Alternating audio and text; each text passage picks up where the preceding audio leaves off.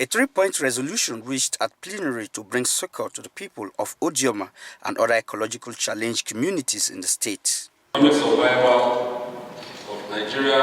Honorable Timi, in his presentation, noted that Odioma and other communities are currently facing environmental problems in spite of their contribution to the national economy.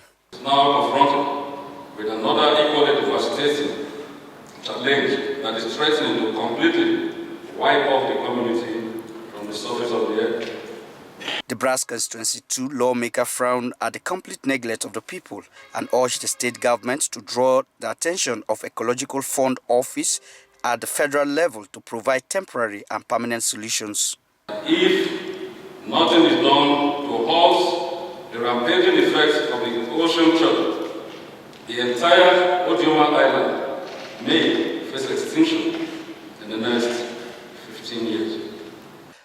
The issues of expenditure of the ecological funds, environmental challenges, emergency and relief materials management came to the fore at the floor of the House. The entire Odioma is facing extermination.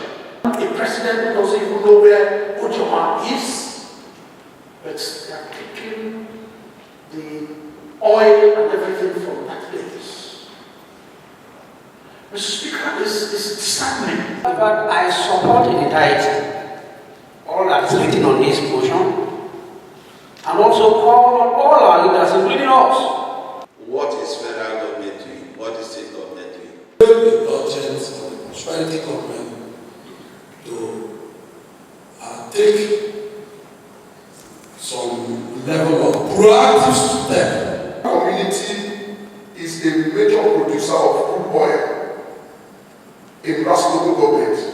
The House later resolved as follows.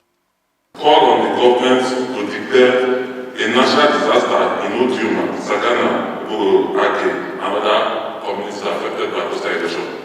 Call on the state government to take immediate steps to temporarily mitigate the effect of the ocean encroachment in Odioma and other affected communities in Bayelsa State. The government of Bayelsa State should declare Odioma, Sagana, Kulama 1, Kulama 2, Obogoro, and other communities that urgently need a natural disaster emergency.